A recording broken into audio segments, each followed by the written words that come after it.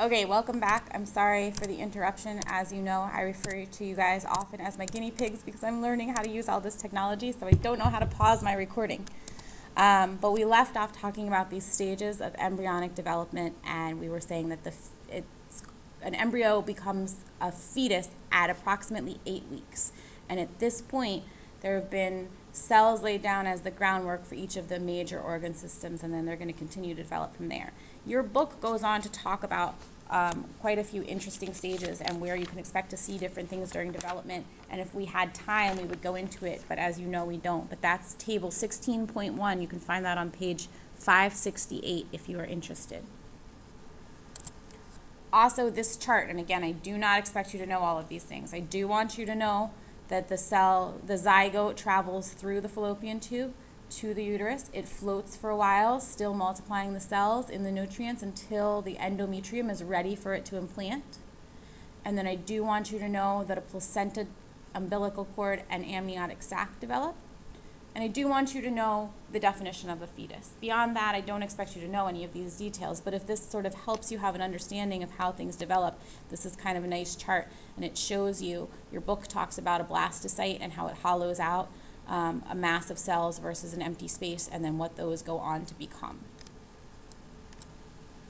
Okay, so once the baby has reached what's called full term, it's fully developed, and this is somewhere between 30 to 40 weeks, ideally 40 weeks. Obviously, the child's going to be born. Okay, so labor is triggered to start by a series of different hormones. And there's 3 stages. The dilation stage is when the cervix, remember that's the exit of the uterus, needs to dilate or open. And that needs to open enough to accommodate the head of the baby. Okay, so the cervix dilates. Also, the amniotic sac around the baby ruptures at this point. Then there's the expulsion stage, where the baby is going to be moving out through that cervix and down through the vagina to exit. Okay, so this stage goes from whenever the mother is fully dilated, her cervix is fully expanded, to the time that the infant is delivered. And this is why those contractions occur, to help propel the baby through that vaginal opening. Okay. The infant should be head first. So the head, which is the biggest part, should lead the way. So it's really the head and the shoulders that are most difficult to deliver, and then the rest of the body can follow behind. Problems can arise when the baby is not head first. We call that a breech birth. And lastly is the placental stage. So once the infant is born, this placenta still needs to be delivered. A lot of dangerous bleeding problems can occur for the mother if the placenta stays in the uterus. So the placenta will be delivered. And this happens because strong contractions occur, and this was going to cause that placenta to be able to detach, and it's also going to compress the blood vessels so that it limits the bleeding that occurs after the baby is born. Okay, so we've talked about what happens if fertilization occurs and how the baby would develop, but let's say fertilization doesn't occur, then we have to continue this cycle. So we're going to talk a little bit about what happens in that case.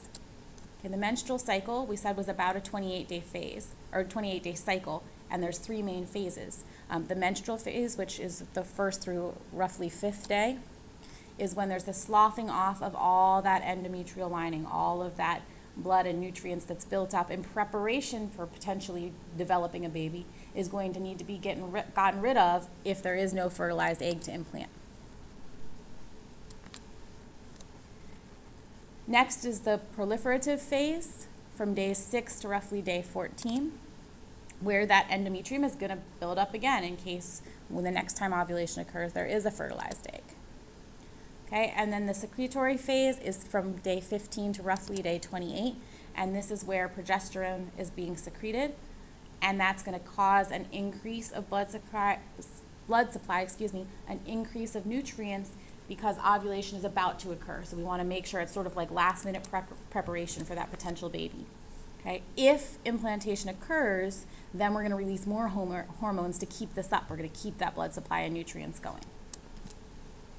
Okay, this is the video I referred to. I'm not going to click on it here, but it shows you an animation of fertilization occurring, and it's very helpful. It's about 5 minutes long, so you should be taking a look at that at some point. And that finishes up lecture 9. Lecture 10 is going to be very brief. We're going to talk about STDs and a few other things I want you to be aware of, and then we will be done with this unit. So again, this matches starting at page 550, but then sort of jumps around in your textbook throughout chapter 16. You're better off focusing mainly on this lecture because your book goes into much more detail than I'm going to expect you to know, but your book can be good to refer to for some of those tables and diagrams I mentioned.